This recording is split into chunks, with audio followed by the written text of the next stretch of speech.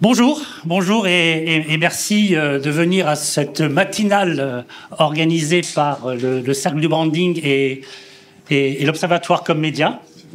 Le Cercle du Branding est un club d'échange, de réflexion sur les marques. Et l'Observatoire Comme Média, dirigé par Dominique Scalia, est un observatoire plus global sur l'ensemble de l'univers de la communication, à travers l'angle à la fois de l'économie, de l'innovation, beaucoup, de l'emploi. Et de temps en temps, on organise des rendez-vous réguliers sur la vie des marques, soit à travers des web télé, soit à travers, comme aujourd'hui, des petits déjeuners en présentiel. Donc, bienvenue. Aujourd'hui, une matinale consacrée à la marque employeur, avec comme titre la marque levier de recrutement, point d'interrogation. Et on a le plaisir donc d'accueillir aujourd'hui Étienne Badiot, qui est chef de bureau marketing RH à la Marine nationale. Je pense que vous devinez qui est Étienne Badiot. Virginie Chevriot, qui est responsable marque employeur et politique jeune de Saint-Gobain France. Merci Virginie. Jean-Baptiste Guilherme, directeur marketing digital d'Orano. Sylvie Adadzi, responsable de projet marque employeur et marketing garage de Métro France. Et puis Benoît Thieb, qui est responsable talent, acquisition et marque employeur de Ikea France. Voilà. Alors, merci à vous d'être là. Et avant de passer la main à Dominique, qui va animer le débat ou faire rebondir ou les questions-réponses, je voudrais laisser en fait à chacun de nos intervenants la possibilité en 10 minutes de présenter sa stratégie, ses enjeux, et on va démarrer peut-être par Étienne Badiot de la Marine nationale, et qui va nous donner les fondements de ces enjeux de recrutement. Je passe la télécommande et vous avez un micro devant vous. Oui, bonjour. Donc, je suis responsable du marketing de recrutement de la Marine nationale. Donc, les belles campagnes de publicité que vous voyez dans le métro, c'est mon bureau qui les produit. Mais pas que, on ne fait pas que de la publicité. Et c'est pour ça qu'on travaille sur la marque employeur et non pas sur de la communication uniquement publicitaire. Je le dis parce que c'est très important. Que le marketing, il y a cette notion de marque. Et au fondement de notre besoin, il y a cette idée pour la Marine nationale de se concevoir, de se penser comme une marque employeur. La marque Marine nationale, elle est très forte. Dès qu'on voit un marin dans un salon, on est content de le voir, ils ont un uniforme. Souvent, c'est des gars sympas qu'on aime bien avoir autour d'un dîner. Par contre, on ne sait pas forcément à quoi sert la marine, et on sait encore moins ce qu'ils font et ce qu'ils sont. Et c'est notre grand problème dans l'institution. Et on avait un patron, moi quand je suis arrivé, qui nous a... Non, quand j'ai dit le grand patron, c'est le chef d'état-major de la marine. Quand j'ai pris mon poste, il s'est tourné vers moi, vers nous, les RH. Il nous a dit, attention, toute marine est mortelle par ses RH. Et c'est quelque chose qui est très très vrai dans notre institution. Si vous suivez un tout petit peu l'actualité, regardez ce qui se passe en Grande-Bretagne, au Japon, en Allemagne, mais même dans des grands pays autoritaires qui sont la Chine et la Russie. Les RH sont les problèmes fondamentaux des grandes armées contemporaines, pas uniquement occidentales. Je pense que ça concerne en fait tout le monde. C'est pas une question militaire. La démographie, personne n'y échappe. Et on est arrivé à un moment où la marine ne se concevait pas comme un produit, comme une marque employeur. Et il y a 4 ans, on était très très loin de nos chiffres de recrutement. C'est-à-dire qu'on ne faisait pas 70-80% de nos chiffres de recrutement. Et quand vous ne faites pas 10% de votre recrutement et que vous devez chaque année recruter au moins 4000 personnes tous les ans, au bout de 2-3 ans, ça pèse très très lourd sur votre machine. D'autant que la Marine nationale, les armées, c'est une logique à la fois de flux, RH. On renouvelle 10% de notre RH chaque année, donc c'est énorme. 10%, et on a un impératif de jeunesse, parce qu'à bord du Charles de Gaulle, cela vous étonnera peut-être, le commandant, il a à peine plus de 40 ans, et son équipage, il a moins de 30 ans, les 2000 personnes qui sont à bord. Donc le besoin, en fait, il est là. Et on a développé, on en discutera, mais vraiment cette notion de marque employeur, d'arrêter d'associer la marine à un objet comme un beau vase qu'on a sur une cheminée dont on est fier, mais dont on ne sait plus à quoi il sert, au risque de se transformer en un vase funéraire, et dans laquelle il n'y a plus grand-chose dedans, ou de la poussière humaine. Et donc du coup, il a fallu vraiment repenser notre positionnement identitaire. Et ça, c'est vraiment la chose sur laquelle j'ai plus travaillé. On peut parler aujourd'hui d'innovation, de TikTok, d'influenceurs, d'intelligence artificielle. Si vous ne concevez pas le message et votre identité, les outils derrière, je dirais, sont un peu ineptes et ne servent à rien. Donc du coup, on a fait un très très gros travail. On s'est entouré d'une agence dédiée à la marque employeur, après 20 ans d'agence 360 degrés de communication très publicitaire, qui nous faisaient des très beaux clips publicitaires. On les remercie, mais ça ne suffisait pas. Il fallait sortir du publicitaire.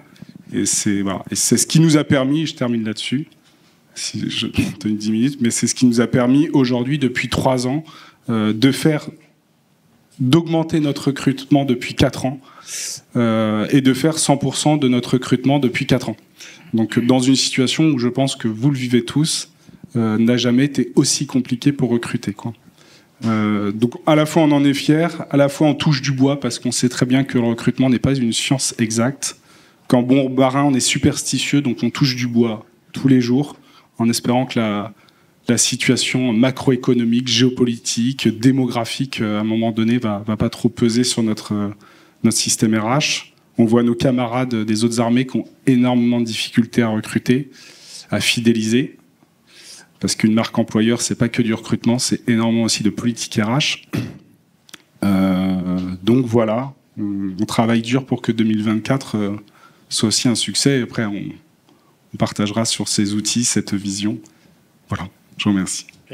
Alors j'ai une petite vidéo d'1 minute très courte pour passer la main, qui est un peu une synthèse. C'est pas un clip publicitaire, justement.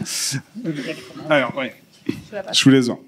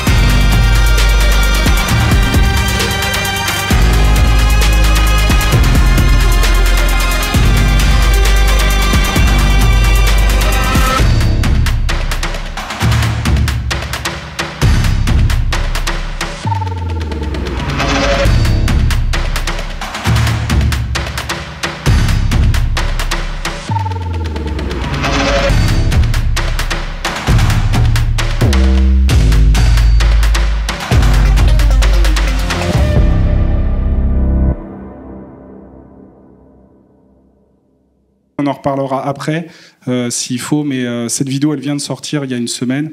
Et je trouvais que c'était une très belle synthèse de beaucoup de travail qu'on a fait sur notre marque employeur. On faisait pas du tout ces produits il y a 5 ans dans l'institution. Vous le voyez pas, mais c'est vraiment le fruit en fait d'une réflexion stratégique. On a un très bon caméraman, un très bon documentaire derrière le montage. Mais l'idée, c'est pas de montrer que des belles images. C'est aussi passer des messages très clairs, très puissants et qu'on a écrits avec le temps et qui fonctionnent aujourd'hui. Voilà. Je laisse la parole. Merci Étienne. On reviendra dans les questions-réponses de ce que tu nous avais dit aussi dans la préparation, comme quoi, enfin, la transformation de la Marine nationale d'une institution à une vraie marque, justement pour recruter et pour engager. Peut-être passer la parole maintenant à Virginie Chevriot de Saint-Gobain. Alors Saint-Gobain, je crois que c'est les origines, je crois que c'est 1665. 1665. Louis XIV, Jean-Baptiste Goldberg. Enfin bon, ça ne le rajeunit pas tout ça. Vous avez encore besoin de nous faire connaître pour recruter? Et oui, en effet, Saint-Gobain, la plus ancienne entreprise du CAC 40, plus de 350 ans d'histoire, et malgré tout, en effet, un besoin de communiquer et de travailler sa marque employeur. Donc pour ma part, je suis en charge de la marque employeur et de la politique jeune chez Saint-Gobain, donc pour le périmètre France. Si je devais quand même vous présenter Saint-Gobain, parce que finalement, peut-être que certains ne connaissent pas, Saint-Gobain, c'est près de 100 marques en France et dans le monde, puisqu'on est présent dans 75 pays qui desservent plusieurs marchés. Et du coup, notre métier, c'est de concevoir des matériaux de construction dans des centres de recherche. On en a 3 en France.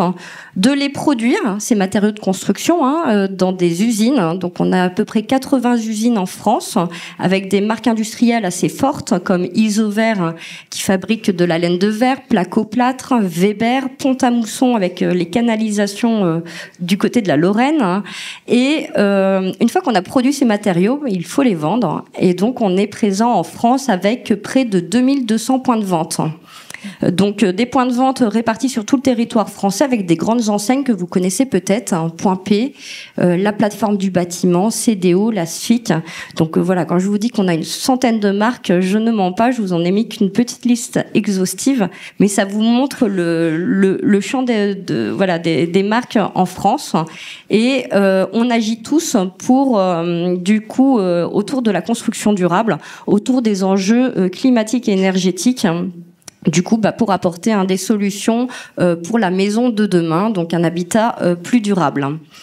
Finalement, en interne, on est près de 45 000 collaborateurs en France, et on peut dire que on y est bien chez Saint-Gobain. On récolte régulièrement des très bons indicateurs internes, que ça soit par nos études externes type Top Employeur, mais également nos études internes qu'on fait tous les ans chez Saint-Gobain. Et cette marque employeur finalement interne, qui est très forte, et on a des collaborateurs très engagés, a du mal à rayonner en externe. Et on a surtout du mal finalement à séduire les candidats pour nous rejoindre Saint-Gobain. Et souvent il y a un raccourci qui est fait comme Saint-Gobain métier du vitrage, donc on recherche des ingénieurs. Et c'est faux, puisque je vous l'ai dit, on a des centres de recherche, on a des agences de distribution, et donc on recherche pour une multitude de métiers. On recherche beaucoup de commerciaux, de magasiniers, de chauffeurs. On recherche beaucoup pour les fonctions support. On a une grosse division IT, cybersécurité, pour laquelle on a beaucoup de mal à recruter.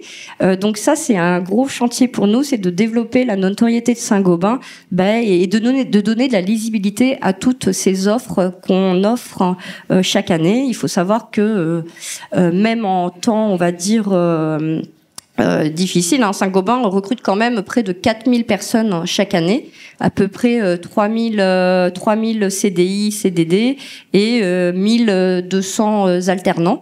Donc on a aussi une grosse communauté étudiante chez Saint-Gobain. Et donc voilà, l'idée c'est d'aller capter ces candidats et de leur donner envie de rejoindre notre groupe. Et donc le poids de la marque Saint-Gobain a été un gros défi pour nous, justement, vis-à-vis des marques commerciales, finalement, quelle est celle qui résonne le mieux auprès d'un candidat? Est-ce que c'est la marque Saint-Gobain ou finalement la marque commerciale? On pourra en reparler ensemble. Donc ça, c'est le premier enjeu, de séduire les candidats et promouvoir la marque Saint-Gobain. Le deuxième, c'est l'expérience candidat. On en parle souvent. On essaye de travailler justement pour offrir la meilleure expérience qui soit aux candidats, que ça soit en termes de recrutement ou sur notre site carrière. Donc on travaille énormément avec nos RH pour travailler les offres d'emploi, pour apporter des réponses personnalisées aux candidats non retenus. On a beaucoup d'axes de travail autour de cette thématique. Et le dernier défi, c'est de continuer à embarquer l'interne. Comme je vous ai dit, on a des salariés qui sont très engagés. On aimerait que du coup, ils soient plus porte-parole de notre marque. Donc, on a un travail à faire autour de cette communauté d'ambassadeurs. Et puis on va travailler également, on travaille beaucoup autour de la mobilité. C'est la richesse de notre groupe qui fait qu'on a une multitude de BU qui permet de travailler des parcours de carrière assez riches. Donc on a tout un travail autour de ça. Et voilà, je vous ai résumé à peu près nos gros enjeux. Je vous ai mis quelques photos d'actions qu'on fait, et notamment avec la population des jeunes. On a un gros événement marque employeur qui s'appelle la Saint-Gobain Football Cup, qui est un événement de recrutement des jeunes talents. C'est une Coupe de France officielle de football qu'on organise et qui nous permet d'aller à la rencontre des étudiants en école de commerce et en école d'ingénieurs, et justement de véhiculer toutes les valeurs, tous les avantages à rejoindre le groupe Saint-Gobain. Mais on pourra en parler plus tard. Merci Virginie. Alors on va passer de la plus ancienne marque à la plus récente, à la plus jeune peut-être, Orano. Orano qui est né en 2018. Alors Jean-Baptiste Guilherme qui est en charge du marketing digital chez Orano. Comment on fait pour séduire notamment les jeunes quand on a 6 ans d'âge, quand on a une marque qui a 6 ans? C'est pour moi les 6 ans, non? Ouais, merci, c'est sympa. Alors déjà, est-ce que quelqu'un connaît Orano au niveau de la salle? 3, 4... Ah, quand même.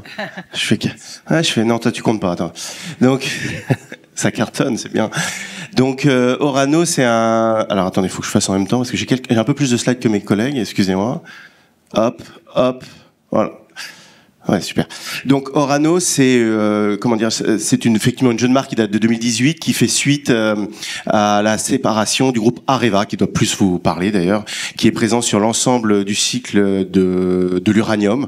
Donc on part des mines jusqu'au recyclage des combustibles nucléaires et toutes les activités d'ingénierie, d'enrichissement, enfin tout l'ensemble du cycle de l'uranium, avec une présence dans des pays assez exotiques pour nos mines, et surtout une répartition assez forte entre la France et l'international. On est 13 000 en France et puis 4-5 000 à l'international, pour vous donner un ordre d'idée. Est-ce que faut que je vise bien, j'ai l'impression? Vous avez la télécommande de l'ordinateur. Ouais. Ouais, tu vois même, parce qu'après il y a des vidéos, ça. Attends, on va cliquer. On va se rapprocher. Ouais, bon, ça, vas-y, t'embête pas. On va aller direct, voilà. Donc nous, l'enjeu, il était assez fort dans un contexte de relance du nucléaire. Il est effectivement de répondre aux enjeux de recrutement assez importants que connaît la filière, puisque la filière doit recruter 100 000 personnes d'ici 2030. Ça représente à peu près 10 000 personnes par an. Et pour le groupe Orano, qui est une PME par rapport à mes collègues de gauche, ça représente environ 2500 personnes par an. Donc pour une plus petite structure que la nôtre, ça reste assez conséquent, avec une double contrainte: l'industrie qui attire de moins en moins de jeunes, qui attire d'une manière générale globalement moins, et puis le nucléaire qui a été pendant un certain nombre d'années perçu par un certain nombre de nos citoyens, enfin des jeunes, comme une activité pas forcément attractive, qui est en train entièrement de changer avec les enjeux climatiques, comment dirais-je, l'impact effectivement économique qui prend le pli aujourd'hui de plus en plus fortement, et puis des enjeux aussi industriels qui rendent l'activité un peu peu plus intéressantes. Donc nous, nos enjeux, ils sont ceux qui sont montrés sur la slide, c'est-à-dire de recruter effectivement plutôt des jeunes entre 20 et une trentaine d'années, pas mal de femmes parce qu'on souhaite féminiser fortement notre activité et comment dirais-je, aller chercher aussi des métiers techniques. En gros, dans nos activités, ça représente 70% les métiers de techniciens et à peu près 30% de métiers d'ingé, cadre pour globaliser. Alors, merci, c'est gentil. Vas-y. Alors, on a créé pour ça, ouais, tu peux aller juste après pour aller vite, pour pas reprendre de temps. On a positionné effectivement une nouvelle ligne éditoriale au niveau de la marque, qui était, pendant des années, on était très positionné sur les métiers et valoriser nos métiers, et on a souhaité réorienter, je me tourne plus par là, on a souhaité réorienter un petit peu notre positionnement autour d'une entreprise à vivre, et d'aller beaucoup plus sur un champ de valeur, plus que sur un champ de métier, de technicité du métier. Et parce qu'on se rend compte effectivement qu'aujourd'hui, en étant plus sur quelque part au-delà de la raison d'être, plus sur du sens que l'on donne au travers du métier que l'on propose, ça a beaucoup plus d'impact que d'être dans la technicité même des métiers qui sont proposés. Donc c'est pour ça qu'on a positionné une éditoriale tu peux aller juste un petit peu après, qui était très orientée sur des piquets, très orientée, qu'on est en train encore actuellement de construire avec l'équipe digitale, qui est très orientée sur la notion de sens. Donc vous voyez, vous y retrouvez une entreprise apprenante, une entreprise qui se conjugue au féminin, de la notion de salaire, on rentre là-dedans, c'est-à-dire qu'on veut rentrer impérativement dans tout ce qui couvre dans le domaine des salaires, parce que c'est un sujet qui est parfois tabou en France, et pourtant qui a énormément d'importance. Donc on veut montrer les pentes d'orientation, les pentes de progression sur les salaires qui sont proposés chez nous, et puis des sujets tels que une entreprise où je me sens utile par rapport aux enjeux climatique, donc on a beaucoup de choses à dire autour de tout ça. Donc vraiment être sur la notion de sens. Par rapport à ça, il a fallu, orienter une stratégie digitale qui était, si tu peux, merci, historiquement beaucoup plus sur du nucléaire décomplexé. Donc on avait toute une campagne de communication digitale qui visait à être sur de la pédagogie de nos activités, mais de manière assez décomplexée. Le jaune, c'est notre couleur majeure de charte. Le jaune, c'est vert. Enfin, des choses qu'on assume pleinement. Alors pendant des années, on s'en est pris plein la tête sur les réseaux sociaux. Je vous le cache pas. C'était en continu des agressions, des injures, des menaces de mort aussi. On s'en est pris un certain nombre sur ce qu'on engageait, sur ce qu'on faisait. Et au fur et à mesure où effectivement l'activité nucléaire est devenue dans la perception et puis dans ce qu'elle représentait quelque chose de différent auprès des citoyens, on a pris une posture beaucoup plus offensive et effectivement on a accès si tu veux, ça va être cool.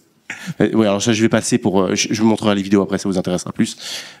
Voilà, donc on a accès notre stratégie autour de deux axes. Un axe très social média, bon c'est pas très original, mais on est allé surtout investiguer les plateformes, on est allé investiguer TikTok. Donc on est la première marque B2B à avoir axé notre stratégie sur TikTok pour aller chercher effectivement les jeunes. Parce que si on veut, se rendre attractif vis-à-vis des jeunes, faut pas leur parler sur les grandes chaînes de télévision, faut aller les chercher là où ils sont. Donc on a volontairement axé pour une entreprise comme la nôtre, ça a créé pas mal de friction en interne, je vous cache pas, mais avec une volonté de passer des messages en ayant les codes de TikTok et en exprimant ce que l'on voulait faire et comment est-ce qu'on le faisait. Donc on a pris 3 axes sur TikTok et Instagram. Un axe très fun pour aller catcher les personnes qui étaient intéressées par notre marque et qui nous connaissaient pas et qui nous connaissent pas toujours. Ça, c'est le premier axe. Donc, une fois qu'on les a attrapés, ensuite leur passer 2 typologies de contenus, des contenus très pédagogues sur nos activités pour expliquer le sens de ce que l'on faisait, donc en accord avec ce que je vous disais précédemment. Et puis, une stratégie de contenu autour des métiers pour aussi montrer qu'on a des métiers passionnants, assez originaux. On a des métiers, par exemple, de radioprotectionnistes qui permettent de mesurer la radioactivité dans les installations nucléaires, des métiers qui sont assez exotiques, entre guillemets, on en a plein comme ça.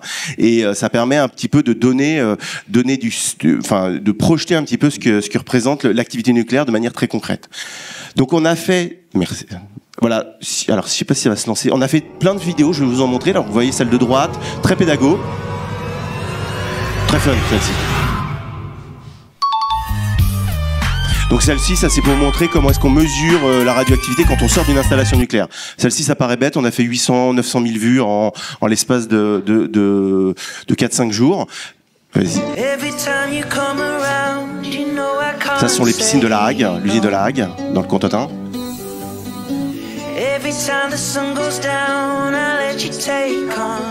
control. I can feel the paradise before my world implodes. Voilà. Celle-ci, on a fait 2 millions de vues quasiment sur cette vidéo. Ça, c'est une vidéo pédago pour expliquer comment est-ce que les combustibles nucléaires, quand ils sortent des réacteurs, sont entreposés dans les piscines. Faut-il une formation particulière pour travailler dans le nucléaire? Aujourd'hui, la chance qu'offre le groupe Orano, c'est que voilà. finalement... Donc là, c'est un ORH qui explique un petit peu comment ça se passe le recrutement chez Orano. Titulaire d'un bac ou titulaire d'un diplôme d'ingénieur. Le plus efficace, c'est d'aller se rendre sur le site Orano Job pour découvrir vraiment tous les postes qui sont accessibles et d'y aller assez régulièrement parce que des offres arrivent très régulièrement sur le site. Voilà.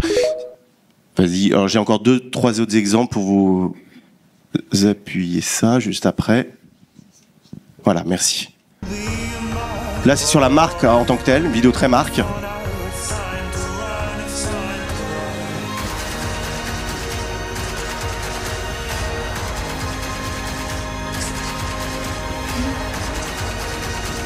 C'est transparent.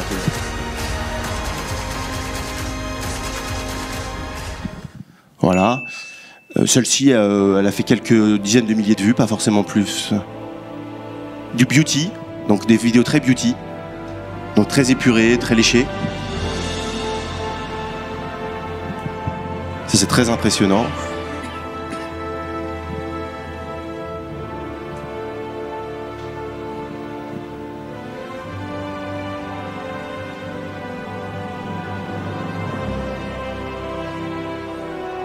Voilà. Et puis enfin, la dernière exemple, des comparaisons, ça cartonne, ça.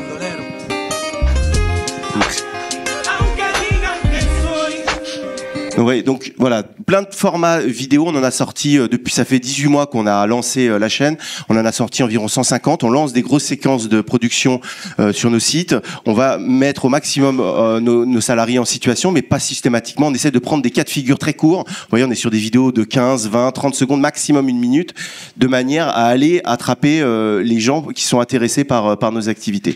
En l'espace de 18 mois, on a fait, la chaîne, elle a fait 10 millions de vues, pour une marque comme la nôtre qui est pas vraiment connu, c'est quand même assez intéressant. Des centaines de milliers d'engagements, c'est surtout ça qui nous intéresse.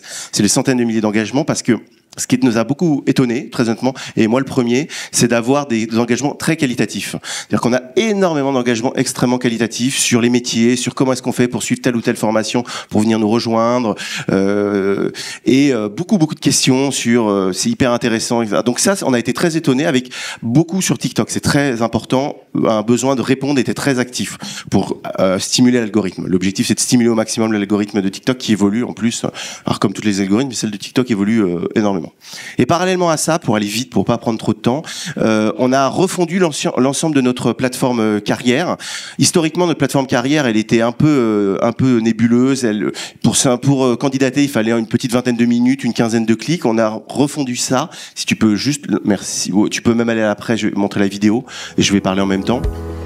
On a refondu ça pour justement permettre de proposer une expérience très simplifiée de la candidature. Donc pour ça, j'ai travaillé bien évidemment avec la fonction RH pour implémenter l'outil RH dans une plateforme de manière à créer une expérience candidat la plus simplifiée possible et donc surtout de proposer une candidature en un clic. Donc chez Orano, aujourd'hui, vous candidatez en quasiment moins d'1 minute, en un clic, et vous avez la possibilité très rapidement d'être mis en relation avec une fonction RH.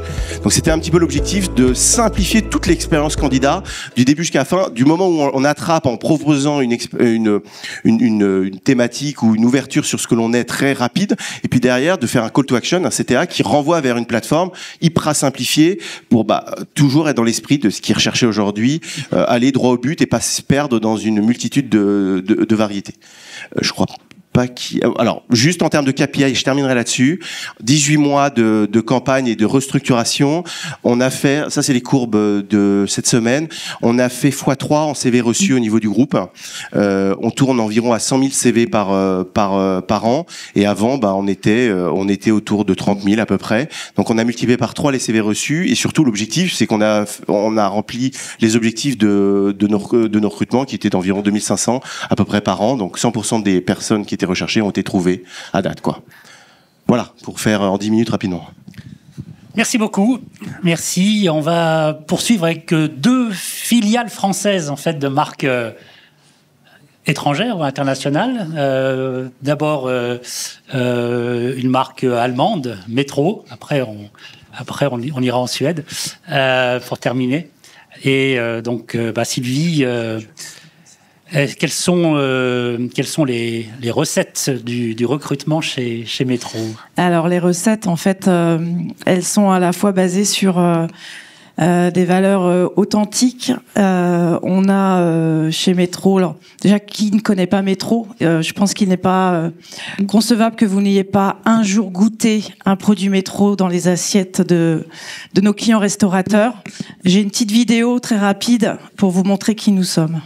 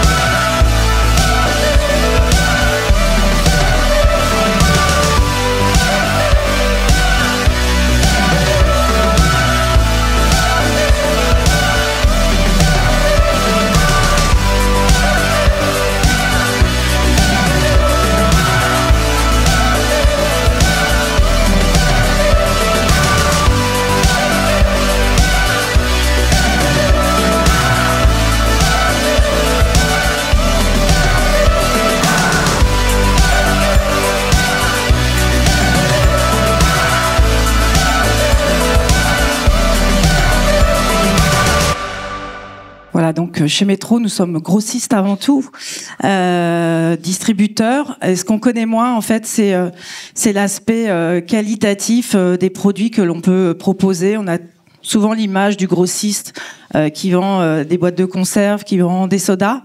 Sauf que chez Metro, il faut savoir que 2 clients étoilés sur 3 sont clients Metro. Donc, il y a quand même beaucoup de produits de qualité chez Metro que ces clients viennent chercher. On a monté aussi des partenariats avec des chefs étoilés et nos collègues du marketing digital travaillent avec des chefs qui aujourd'hui se mettent en scène et préparent avec les produits Metro leurs recettes, et on peut les montrer du coup à l'ensemble de notre communauté de clients professionnels. Donc, ce qu'on connaît moins, c'est qu'on est partenaire de la Coupe du Monde internationale Bocuse d'Or au CIRA. On est partenaire aussi du guide Michelin, c'est nous qui remettons aux étoilés la plaque Michelin. On est aussi partenaire engagé dans plein d'associations, notamment Tous contre le cancer. Donc on est une entreprise engagée, mais aussi une entreprise à responsabilité, puisque on a pour vocation d'accompagner nos clients restaurateurs à trouver aussi la main-d'œuvre, parce qu'eux aussi sont confrontés aux mêmes difficultés que nous. Donc on organise aussi pour eux des job dating dans nos points de vente. On fait venir les partenaires locaux, Mission Locale, Pôle Emploi, et on dit à nos clients, venez, et ce jour-là, vous aurez des candidats pour vous. Donc on organise aussi des sessions de recrutement. Le recrutement ne s'arrête pas qu'à nos publics recherchés. Si tu peux passer, merci. Voilà, donc nos métiers, Metro, on est 9300 collaborateurs, à peu près une centaine de halles réparties sur toute la France.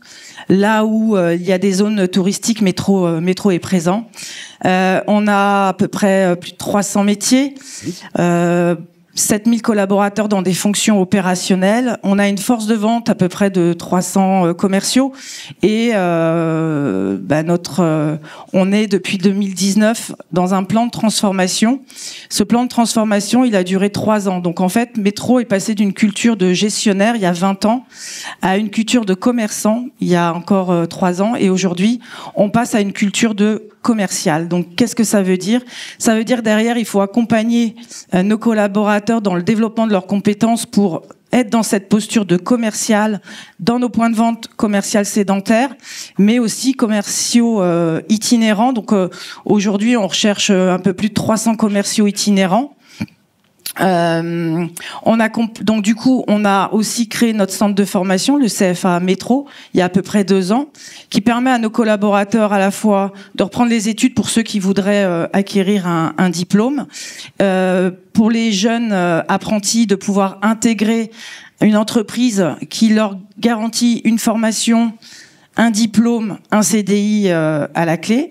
Et dernièrement, on vient d'ouvrir l'Académie des ventes. On a investi 2 millions d'euros pour former 200 commerciaux de l'entreprise à être dans cette culture de commerciaux. Donc nous, nos enjeux, c'est à la fois d'aller chercher des commerciaux, mais aussi d'aller chercher des collaborateurs qui travaillent dans les métiers extra frais. On a du mal depuis plusieurs années à aller à trouver des experts produits. On a des collaborateurs passionnés chez Métro, engagés. Moi, j'ai créé en 2021 un programme ambassadeur.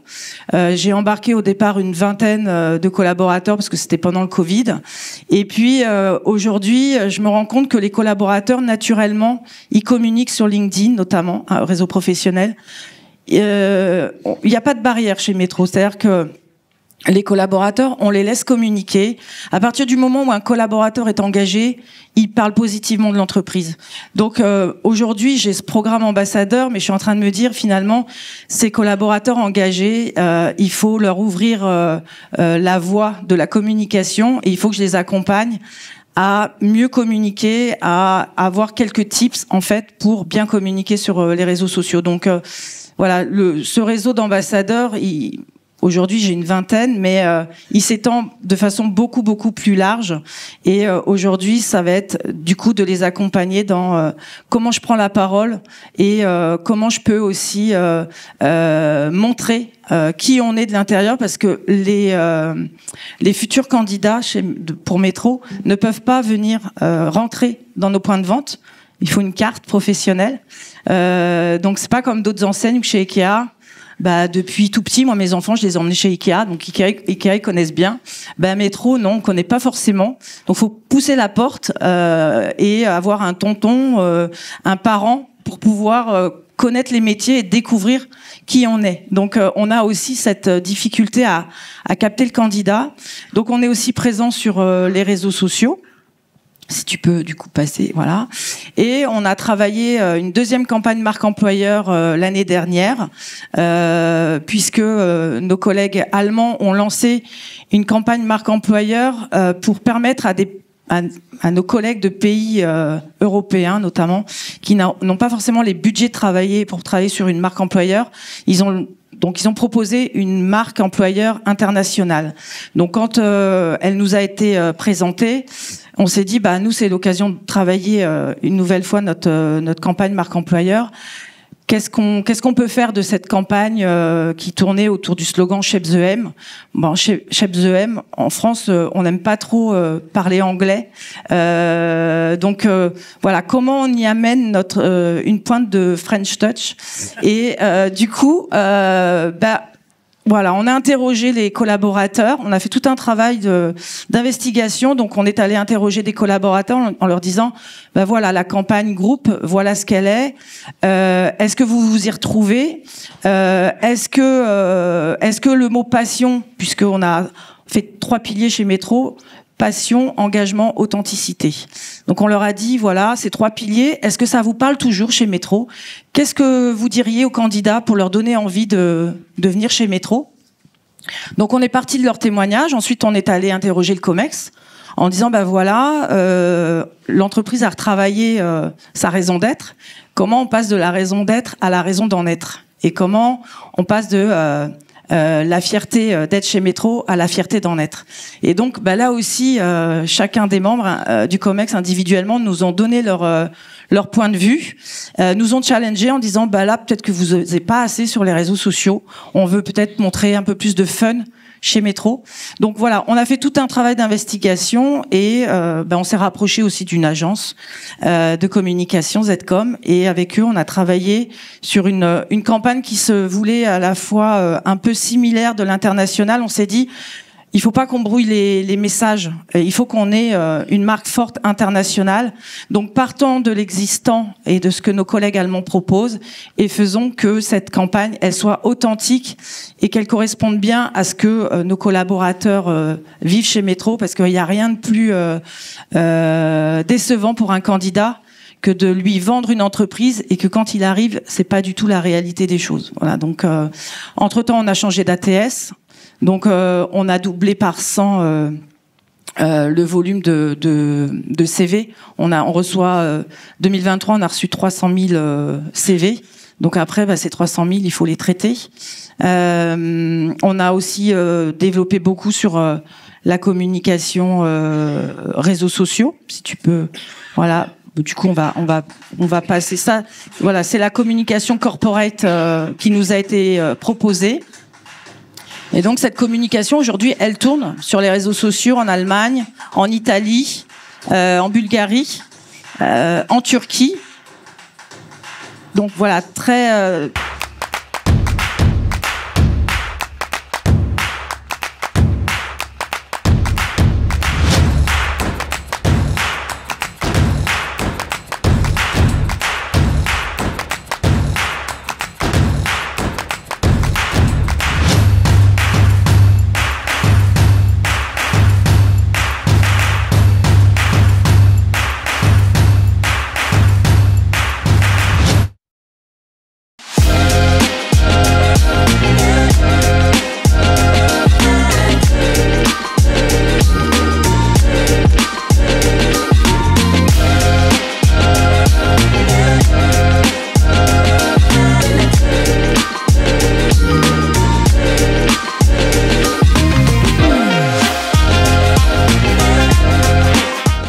Voilà, donc en août de l'année dernière, moi j'ai contacté mes collègues RH, je leur ai dit voilà, moi il me faut 16 visages de l'entreprise, donc allez chercher dans vos points de vente des visages, il faut que ce soit représentatif de l'entreprise. Je leur ai simplement donné ces indications et je leur ai dit je vous fais confiance, envoyez-moi les photos et puis ensuite j'envoie l'agence de communication pour faire le shooting. Et donc au mois d'août, on a fait le shooting de ces 16 collaborateurs. L'agence nous a conseillé de jouer sur l'émotion, et c'est vrai que quand on a présenté notre campagne à nos collègues allemands, notre collègue allemand de la marque employeur nous a dit c'est très français, c'est vrai que ce que vous proposez, je pourrais pas le proposer en Allemagne parce que on est différent en Allemagne. Mais pourquoi ils sont différents? Parce que les particuliers peuvent rentrer dans les points de vente métro. Nous, on n'a que des professionnels, donc voilà, on a joué un peu sur l'émotion, et aujourd'hui on a des collaborateurs hyper engagés, hyper embarqués, qui tous les jours communiquent sur les réseaux sociaux pour transmettre leur passion et faire qu'on attire de nouveaux candidats, et notamment sur les métiers extra frais parce que c'est un vrai enjeu pour nous. Parfait, merci beaucoup. Merci Sylvie. On va passer de l'Allemagne à la Suède. Alors dans ce cas-là, est-ce qu'il y a aussi chez Ikea des différences interculturelles pour le recrutement? Benoît Thieb, donc on vous écoute. Merci. Donc je suis Benoît Thieb, je suis responsable marque employeur et recrutement. Talent acquisition, ça fait un peu plus jeune. Hey, c'est comme ça qu'on dit bonjour en Suède. Alors j'avais proposé de faire intervention en suédois, mais on m'a dit calme-toi. Chiche. Tout le monde, je pense, connaît de près ou de loin Ikea. Pour autant, on ne sait pas trop ce que ça veut dire. Donc Ikea, c'est un acronyme. Les deux premières lettres sont le prénom et le nom du fondateur, donc Ingvar Kamprad. La deuxième lettre est Elmarit, qui correspond à la ferme dans laquelle il a grandi, et Agunarit, donc pour le A, qui est le village dans lequel se situait la ferme. Ikea, c'est une entreprise qui existe depuis 1943, construit sur des valeurs de la culture suédoise, bien entendu, des valeurs comme la simplicité, d'exemplarité, et ça, c'est des choses qu'on a gardées. Et que le fondateur, donc Ingvar, qui est en photo, qui est décédé aujourd'hui et a donné la barre de l'entreprise à ses trois fils, a voulu garder dans ce qui nous anime au quotidien, notre raison d'être, et du coup notre raison d'en être aussi, qui est d'améliorer le quotidien du plus grand nombre. Souvent, on parle d'IKEA comme un vendeur de meubles. Nous, on cherche à améliorer le quotidien et vendre des solutions plus qu'une bibliothèque ou un lit. On cherche à vraiment améliorer le quotidien et pas seulement vendre des produits qu'on connaît bien. On a des produits iconiques. Alors, j'ai justement essayé de sortir un petit peu de la bibliothèque Billy. Je pense qu'on a tous eu une bibliothèque Billy dans notre vie. Je suis un grand collectionneur de Billy, je suis un grand collectionneur de BD. Je pense que j'en suis à ma 6e Billy dans ma vie. Donc une large gamme de produits, l'idée étant de rendre accessible, de faire en sorte, et donc cette phrase est extraite du testament de d'Ingvar Kamprad, le testament d'un négociant de meubles qu'on donne à tous les collaborateurs d'IKEA quand ils rentrent dans l'entreprise, l'idée étant de partager l'idée des affaires du fondateur. Et il y a des choses qui ont été écrites il y a des dizaines d'années qui sont encore valables aujourd'hui, et c'est ce qui est assez fou. Mais l'idée de notre gamme de produits est qu'il soit design démocratique, qu'il soit fonctionnel, qu'il soit sustainable, et surtout qu'il soit à des prix abordables. Alors Ikea, c'est pas que des produits, c'est aussi des services et un concept de vente qui est plutôt bien. Normalement, on a une vidéo ici. Je sais pas si. Ah voilà. C'est l'effet un peu flop, mais cette pub représente bien le concept Ikea, je trouve.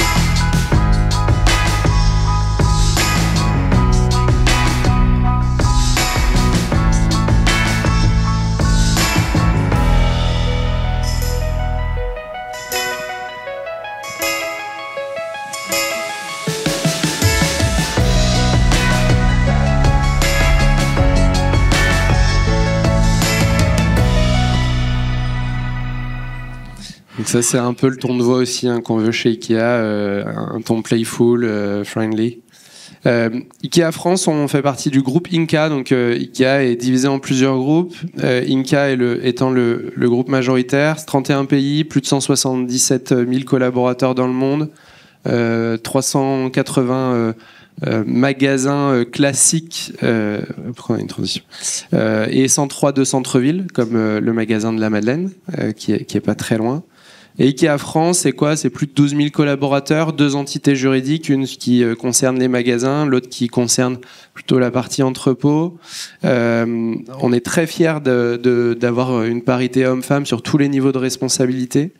Plus de 6 000 embauches sur l'année, et 108 nationalités sur Ikea France. On est présent où?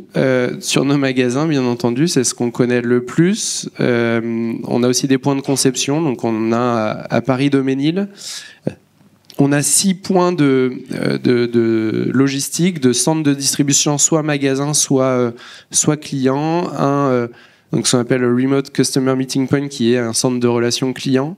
Maintenant, on a aussi de la vente à distance dans ce centre-là, et des nouveaux formats de magasins qu'on peut trouver en province, des home service points où vous venez en magasin concevoir soit votre armoire Pax ou votre cuisine, et après vous faites livrer. On a aussi chez Ikea des centres commerciaux. On vient de racheter Italie 2. Je suis pas sûr que ce soit encore totalement diffusé, mais on relocalise le magasin de la Madeleine début septembre.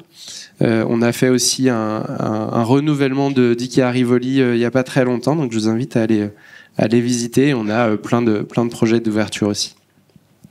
Pour revenir sur le sujet, aujourd'hui ce qui nous intéresse chez Ikea, et notamment sur qu'est-ce qu'on vit au quotidien, c'est d'être soi-même. C'est une phrase des 3 fils Kamprad. L'idée, pour la résumer, c'est quand on est soi-même qu'on donne le meilleur. Et c'est vraiment ce qu'on véhicule au quotidien, et c'est ce qu'on essaye de véhiculer dès la candidature. Alors j'adorerais pouvoir vous dire que chez Ikea on recrute sans CV, c'est un peu mon mantra. C'est mon combat de tous les instants. C'est pas encore le cas. Par contre, on regarde autre chose que le CV et les lignes qui sont dessus. et on essaye de trouver le bon talent avec sa personnalité pour prendre le bon job, tout en créant des ambassadeurs tout au long du parcours. Mes collègues parlaient d'expérience candidat et on est vraiment aussi là-dedans. Une des choses importantes, c'est qu'on aimerait que les candidats qui sont rejetés pendant le process de recrutement apprennent malgré tout quelque chose sur eux et puissent recandidater dans le futur. Notre vision des talents, un peu comme tout le monde, d'attirer, mais surtout de retenir. On parle souvent dans la marque employeur de l'attraction, de campagne de marketing pour faire venir les gens, mais c'est avant tout comment on arrive à retenir nos talents déjà présents, comment on arrive à les onboarder de la bonne façon quand ils nous rejoignent. Et nous, l'idée, c'est qu'on veut être unique et reconnu comme un employeur engagé. Bon, malgré tout, je vous ai beaucoup parlé d'IKEA dans sa marque globale, on a un dilemme qui est de faire partie du top 10 des entreprises préférées des Français depuis de nombreuses années. Et malgré tout, quand on pose la question aux gens de spontanément, si vous deviez associer quelque chose à IKEA en tant qu'employeur, c'est quoi? Ce qui en ressort, c'est je ne sais pas. Je ne sais pas, pour autant, on a tous été dans un magasin. On a, pour certains, une espèce de sensibilité par rapport à la marque avec la piscine à boules ou au montage de meubles. Je suis sûr qu'il y a, j'ai pas la statistique, mais il y a beaucoup de divorces à cause de ça. Mais il y a aussi beaucoup de moments. Donc, un de nos travaux, un de nos axes, a été de faire découvrir nos métiers. Donc, ça fait bientôt 3 ans qu'on filme des vidéos métiers où on fait intervenir nos collaborateurs. Donc là, c'est un petit medley. On a tous un talent chez IKEA, sinon on ne serait pas chez IKEA. Action. Donc toujours avec ce ton playful, on se prend pas la tête, on est comme on est. Alors qu'est-ce que vous en pensez? Chez IKEA, c'est avant tout vraiment un travail d'équipe. C'est ce qui me motive tous les jours, parce qu'ici, tout seul, on fait rien. On travaille en équipe et c'est ce qui nous renforce au quotidien. Certains collaborateurs ont plus de 25 ans d'expérience. C'est génial pour l'intégration et l'apprentissage des nouveaux vendeurs comme moi.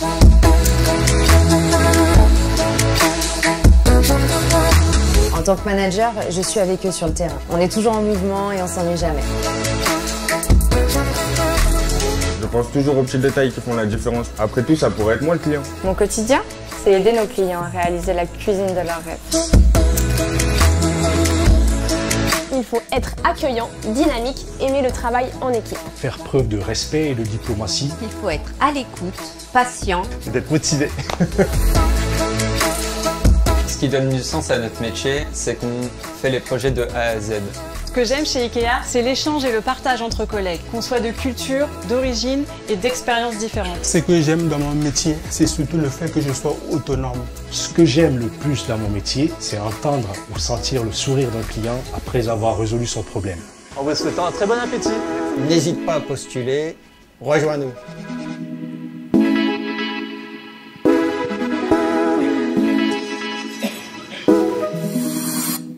Donc les métiers de la restauration aussi, on a des restaurants dans les magasins, mais on pense rarement qu'il y a des gens qui font de la production alimentaire. On a des architectes d'intérieur qui conçoivent les petites pièces que vous avez tout au long du parcours client qu'on appelle les ambiances.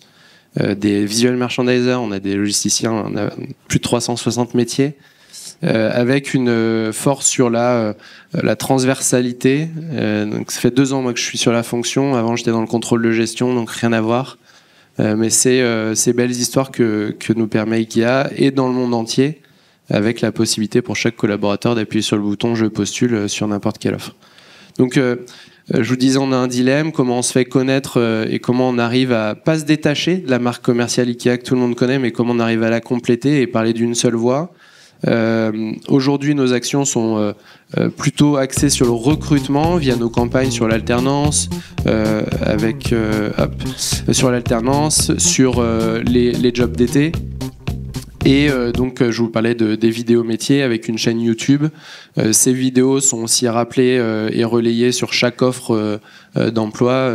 Et ça nous permet aussi, dans le process de recrutement, de dire aux candidats, écoute, si tu veux en savoir plus sur le métier, va regarder la vidéo et le collaborateur t'en parlera bien mieux que moi. Pour ouvrir et pour après laisser la place aux questions, les next steps, c'est quoi? C'est effectivement de travailler sur une campagne plus large, un peu plus tournée sur qu'est-ce qui est Ikea en tant qu'employeur. Un des exemples, on fonctionne un petit peu comme Métro sur un groupe international, différents pays qui contribuent à du contenu et qu'on peut se partager, qu'on peut traduire, réutiliser. Et donc là, la prochaine vidéo, et je finirai sur ça, est un des exemples. Hé, te voilà. Tu es exactement le genre de personne qu'on recherche. On aime ta manière différente de résoudre les problèmes. Ton sens du design, tes compétences logistiques impressionnantes et ta flexibilité. Tous les talents ont la même importance. Que tu sois un ou une as de la technologie ou héroïque au quotidien. Tout le monde sait qu'un chez-soi, c'est plus qu'une maison. Chez Ikea, on croit aussi que le travail, c'est bien plus qu'un emploi. Alors rejoins-nous et laisse ta personnalité s'exprimer.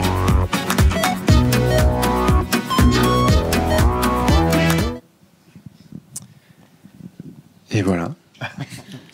Merci beaucoup, merci Benoît. Dominique, j'imagine que tu as beaucoup de questions à poser. Non, peut-être beaucoup plus. D'abord, j'ai laissé réagir la salle. Je crois que c'est important que nos invités puissent peut-être s'exprimer et poser des questions. Je voudrais réagir sur plusieurs points. Tout d'abord, un élément que j'ai ressenti sur l'ensemble de vos propos et lors de la phase de préparation, c'est la transversalité aujourd'hui acquise entre le marketing, la communication et les RH. Je crois qu'il est important de le souligner parce que c'est pas si récent. Donc il a fallu beaucoup de temps pour que cette transversalité ait rendez-vous. Et d'ailleurs, il a été souligné également la dimension commerciale. Et je trouve que là, on est effectivement sur des piliers très importants sur lesquels cette transversalité doit indéniablement donc être au rendez-vous. Et je crois que vous l'avez parfaitement donc dans le cas présent donc matérialisé. Deuxième point transversal dans vos propos, et je crois que c'est aussi extrêmement important, c'est la notion de valeur. Alors, il y en a où j'ai eu mon coup de cœur, c'est effectivement sur la Marine nationale, lorsqu'on a eu à en parler, la fermeté, la conviction et aucune réserve sur la position sur les valeurs. Ça, j'ai été très frappé. J'aimerais que d'ailleurs tu puisses nous les redonner, ces notions de valeurs. Je crois qu'elles donnent donc un gage important, et je crois que ça c'est important, mais vous en avez tous parlé. Et je crois que c'est aussi un élément qui est tout à fait important à intégrer. Une autre dimension également, qui est l'authenticité, qui est ressortie également dans chacun de vos propos, d'une façon différente, mais qui a été parfaitement exprimée. Et je crois que ça, c'est un élément, je dirais, qui est aussi dont vous avez partagé donc ce matin. On a bien senti cette authenticité. J'ai une interrogation, pour le coup, c'est la fidélité. Parce qu'on parle beaucoup de recrutement. On parle beaucoup de recrutement parce qu'on était en tension de recrutement. Je m'adosse sur les chiffres de ce matin qui ont été publiés. Nous étions à 56% d'intention d'embauche il y a 3 mois. Nous en sommes ce matin à 23%. Donc, il signifie qu'il s'est passé beaucoup de choses dans l'espace de 3 mois. On sait bien, l'activité économique, géopolitique, l'environnement général a marqué, donc, effectivement, un certain nombre de coups d'arrêt. Donc ça, c'est un point important et qui m'a ramené à la logique de fidélisation. En me disant, tiens, parce qu'on n'en a pas parlé. Lorsqu'on a préparé donc nos échanges, ou alors j'ai pas bien entendu, ou j'ai mal entendu, ou mal compris, mon cher Loïc, peut-être. Mais on n'a pas parlé de fidélisation, et j'aurais bien aimé un peu vous entendre sur le sujet, parce que je trouve que c'est un élément absolument déterminant pour la valeur de l'entreprise et qui répond parfaitement aux notions que vous évoquiez d'authenticité et de valeur. Voilà moi les propos que j'avais à tenir. Donc s'il y avait une attente de ma part, c'est de vous entendre sur la fidélité, mais avant toute chose. Moi, je voudrais, Benoît, que tu nous donnes comment, de la façon dont tu nous l'as envoyé, comme je dis vulgairement, donc lorsqu'on t'a écouté lors de notre visio de préparation, j'aimerais que tout le monde l'entende. Alors déjà, je tiens à dire, je me méfie énormément des valeurs. C'est un sujet sur lequel on a été extrêmement méfiant parce que la marine, on y attache des valeurs. Elle a une valeur très très forte. Aujourd'hui, tout le monde parle de valeurs. Les candidats nous parlent tous de valeurs. Quand on regarde les enquêtes d'opinion, en fait, le critère de sélection d'un emploi, ça reste le salaire et ça l'est de plus en plus. Donc, faut pas se leurrer sur les intentions déclarées des jeunes ou les intentions déclarées des dirigeants. Moi, la première fois que j'ai vu le chef d'état-major de la marine, on l'a présenté à campagne, il m'a dit « J'espère que tu as parlé de l'esprit d'équipage ». Non, amiral, nous ne parlerons pas de l'esprit d'équipage, parce que l'esprit d'équipe, tous autour de cette table, on partage cette valeur forte. Est-ce que la marine est meilleure que les autres? J'en suis convaincu, mais comment prétendre qu'on est meilleur, c'est très compliqué, c'est très subjectif en tout cas. Donc, c'est mon propos préliminaire. Du coup, alors, pour revenir, c'est pour ça que sur la marque employeur, nous, on a énormément travaillé ce que j'appelle la valeur employeur. Parce que le problème de la marine, qui est une armée, hein, c'est une des 3 armées, c'est qu'on associe certainement ça à des valeurs très traditionnelles, voire parfois très conservatrices, très erronées, avec énormément de clichés, à cette notion de la hiérarchie, cette notion de l'ordre, de la discipline, qui peut faire peur comme qui peut attirer. Alors que quand on interroge nos candidats, vraiment nos candidats, hein, je parle pas des marins, hein, je parle des candidats qui présentent, ils viennent pas pour ça. Et donc du coup, ils viennent pour autre chose, ils viennent pour des valeurs qui sont beaucoup plus triviales. Il y a le salaire est une valeur, la valeur qui est pas forcément que financière, hein, c'est la considération que vous offrez en échange d'un travail donné vis-à-vis d'un collaborateur. La formation, donc l'évolution de carrière, la gestion de carrière du marin. Donc on a vraiment travaillé ces propositions de valeur, mais liées à l'emploi en fait, chose qu'on n'associe pas forcément à la marine nationale.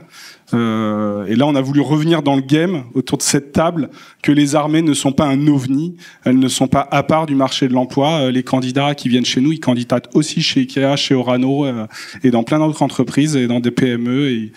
Et donc du coup on a voulu se mettre à la hauteur des autres, mais quand je dis des autres, c'est pas des autres employeurs, c'est des candidats en fait. Donc cette notion de valeur a été très très forte, c'est l'accessibilité de l'offre de la marine avec des mots qui parlent, et ces valeurs revenir à des sens de la réalité, parce que quand on parle de patriotisme, quand on parle de discipline, c'est des valeurs très hautes qui, à mon avis, sont très belles quand on les vit au quotidien, quand on est en mer, dans des situations compliquées, où on met sa vie en danger, c'est vrai.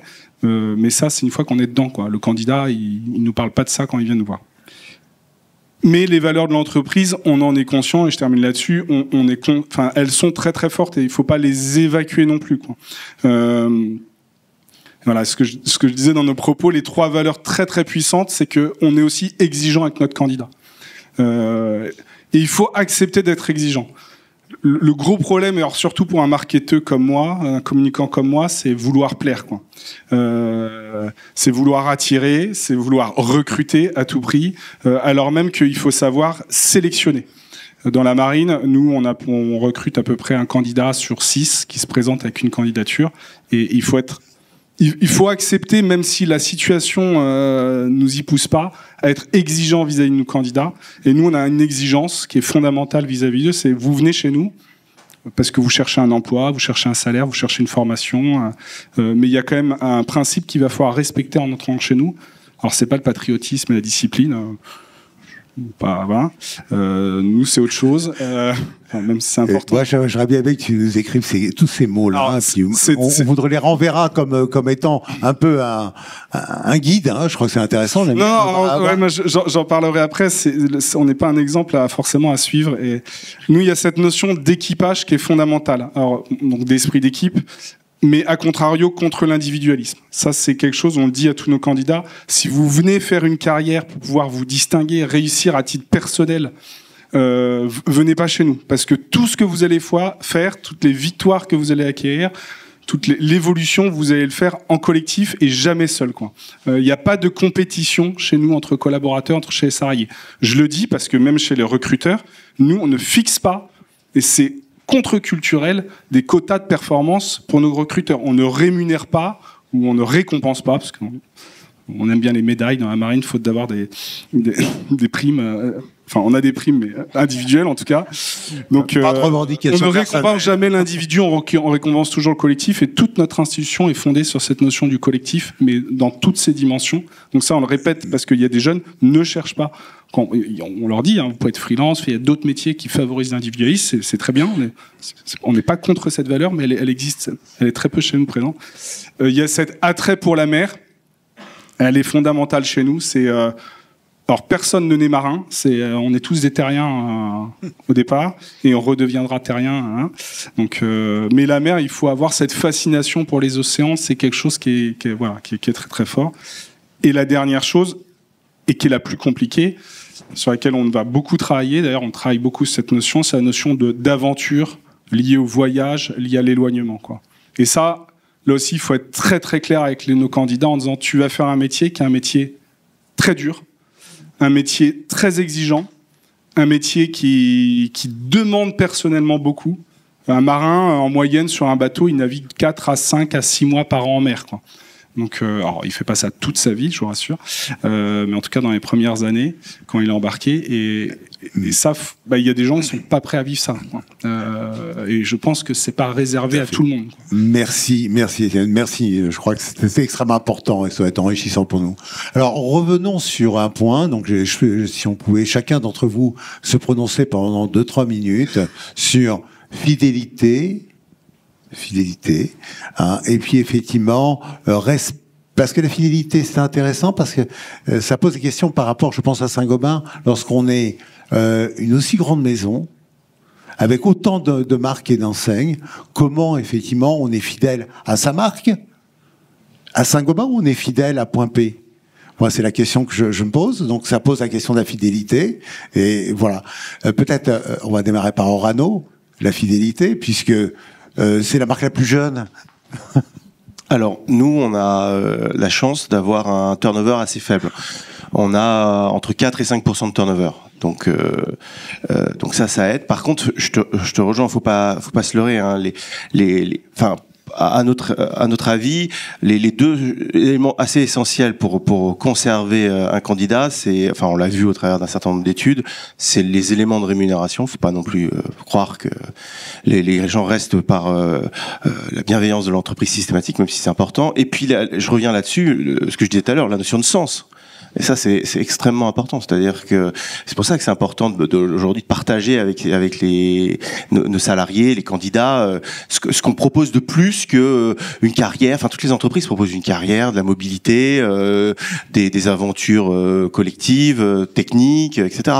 On n'est pas mieux ou moins bien. Mais par contre, ce qui fait, je pense, ce qui apporte beaucoup plus, c'est le entre guillemets le supplément d'âme que l'entreprise peut apporter aux candidats. Et ça, c'est essentiel. Donc, c'est là-dessus que nous, on attache de l'importance. Je reviens juste aussi d'autres points sur la notion de pas le homemade, mais le côté authenticité, pardon. Le côté authentique. Ça, je suis assez d'accord avec vous. C'est essentiel aujourd'hui. Aujourd'hui, c'est devenu essentiel dans la manière dont on communique, dont on market, dont on présente nos métiers.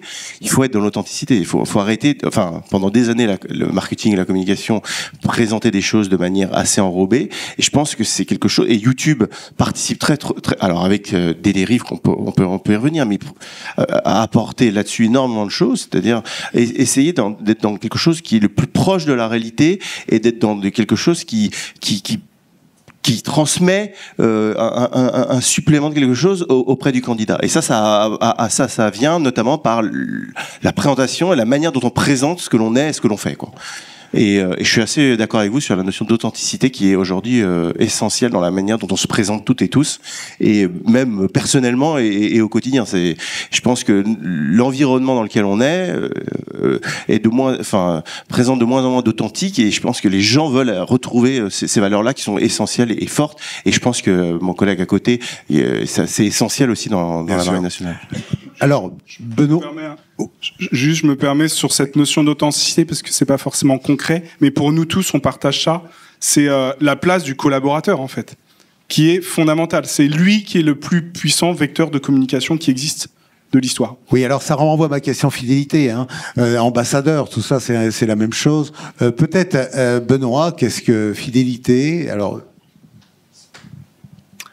La fidélité, j'en parlais tout à l'heure dans les axes. La marque employeur, c'est l'attraction et la rétention. La fidélité, moi, je la colle à la notion de rétention. Je dis souvent à mes recruteurs, notre vision et la projection de notre métier, c'est peut-être de disparaître parce que on arriverait à retenir nos talents, on arriverait à réduire ce turnover. Après, il en faut toujours un. C'est quoi le turnover chez Ikea? Le turnover, on est à 37%. 37%. Et notamment sur cette notion de fidélité, on a progressé de 10 points en 3 ans avec un plan d'action justement tourné sur des notions de rémunération, des notions de planification, des notions de choix entre le CDI, CDD, voilà, tout ça.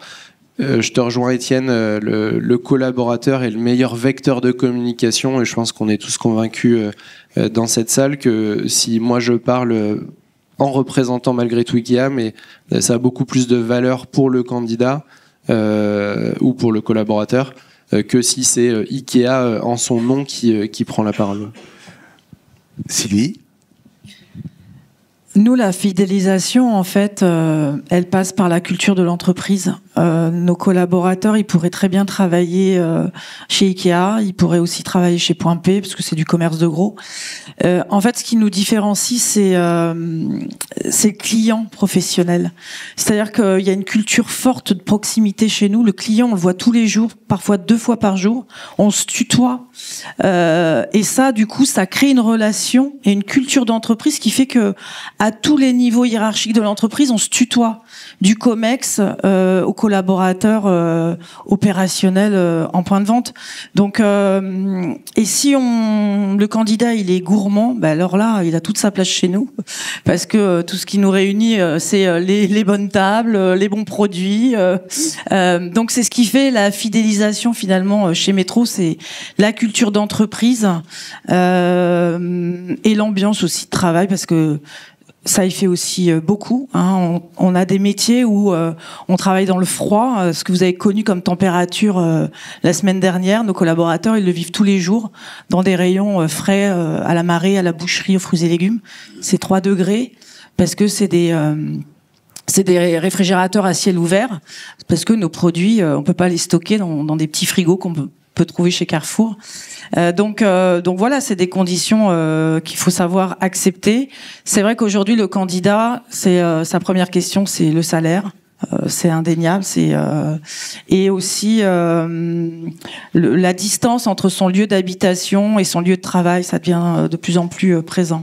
Quel taux de turnover? Nous, on est à 20%. C'est des choses qu'on n'a jamais connues chez Métro depuis 1 an. C'est un turnover qui a, oui, pour nous, explosé. On était plutôt à 7%. Donc voilà, c'est la conjoncture qui fait aussi qu'il y a plein d'opportunités aussi ailleurs, que peut-être les collaborateurs pensent que l'herbe est meilleure ailleurs, et en fait aujourd'hui on se rend compte qu'on a des collaborateurs boomerang qui reviennent retaper chez nous en disant finalement ils ont l'humilité de dire je me suis trompé. J'étais bien chez Métro.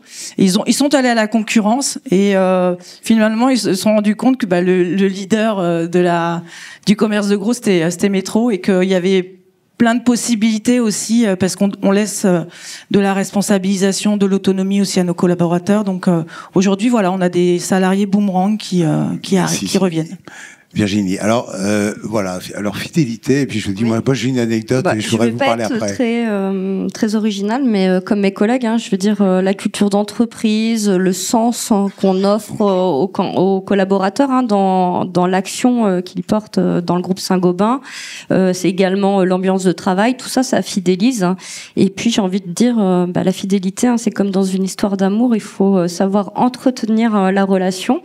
Et donc chez Saint-Gobain, on essaye de prendre soin de nos collaborateurs, et donc on met en place des programmes autour de la santé, du bien-être. On les inclut également dans des programmes d'engagement autour de la RSE. Donc voilà, on s'engage d'un point de vue environnemental Saint-Gobain, mais on offre également l'opportunité à nos collaborateurs de s'engager également à titre personnel, que ce soit à travers du mécénat de compétences, à travers la mobilité durable, où on offre la possibilité à nos collaborateurs de leur financer des vélos électriques, du covoiturage. C'est également des projets qu'on finance, voilà, à hauteur de 10 000 € quand ils ont des idées d'actions pour préserver l'environnement. Tout ça, voilà, c'est des actions, des programmes qu'on met en place pour les collaborateurs, pour les fidéliser. Et puis, il y a l'attachement à la marque, on l'a dit. Alors, la marque Saint-Gobain versus la marque commerciale. Je t'interromps, Virginie. Moi, là-dessus, je suis assez étonné parce que vous avez fait un pari quand même très audacieux qui est de dire c'est Saint-Gobain qui domine, en fait, la marque par rapport aux autres enseignes. Et quand on connaît l'attachement, j'ai eu le plaisir de travailler pour un certain nombre d'enseignes chez vous, quand on voit l'attachement des collaborateurs pour une enseigne, je pense à l'une d'entre elles, en disant oui, mais moi, je suis X, je ne vais pas la citer, par rapport à Saint-Gobain. C'est-à-dire que cette volonté également d'être un peu indépendant donc d'un environnement de groupe, comment ça se traduit, ça, d'une façon opérationnelle? D'un point de vue opérationnel, en fait, on va dire qu'on est assez agile, et on fonctionne sur les leviers de motivation qui peuvent être différents selon les collaborateurs, selon les candidats et selon en effet l'attachement à la marque mère ou à la marque commerciale. On va dire que Saint-Gobain, pour un candidat ou un collaborateur, c'est des évolutions professionnelles parce que c'est la multitude des entités qui permettent des parcours riches. Ça va être les systèmes de rémunération où on voit dans le groupe Saint-Gobain le plan épargne groupe, on voit des packages de rémunération. Ça va être également d'autres valeurs. Et puis la marque commerciale, finalement, ça va être la proximité avec le client, ça va être la proximité géographique, comme l'a expliqué Sylvie. Donc en fonction en fait des leviers de motivation, on va pas s'adresser de la même manière à tel ou tel collaborateur et à tel et tel candidat. Et c'est ça aussi, d'ailleurs, ça fait écho un petit peu à ce que vous disiez sur le marketing, le RH, la data. C'est important aussi de personnaliser nos communications en fonction des collaborateurs et des candidats, parce qu'on n'a pas tous les mêmes besoins, les mêmes envies, les mêmes leviers de motivation. Et du coup, il faut faire en effet du marketing RH et pas du RH totalement global en pensant s'adresser à tous de la même manière. Oui, mais je crois que là, je pense que tout le monde est sûrement d'accord, mais je crois que c'est vraiment un changement important qu'on a vécu au cours de ces 5 dernières années. Donc, effectivement, cette porosité que nous vivons dans les différentes fonctions qui permettent effectivement de répondre à vos enjeux. Je crois que Loïc, notre amoureux de la marque, qu'est-ce qu'il en dit tout ça? Moi, je vais d'abord remercier l'ensemble de nos intervenants pour cette table ronde aujourd'hui. En fait, pour tout dire, comme la Marine nationale avait été la première marque à accepter cette invitation, on a failli avec Dominique intituler cette table ronde la marque arme de recrutement. Alors, même si le mot réarmement est devenu à la mode depuis ces dernières semaines, on s'est dit, restons sobres, appelons ça la marque levier de recrutement. Mais à vous entendre, on a quand même parlé effectivement marque, valeur, état d'esprit, culture de marque. Et je me dis que finalement, on aurait pu appeler ça la marque âme de recrutement. En tout cas, ça conforte assez bien les convictions que l'on a, nous, au Cercle du Branding. Alors merci encore une fois à vous 5, merci Dominique, merci à tous d'être venus aujourd'hui, et puis rendez-vous très vite pour un prochain numéro de la vie des marques. Merci.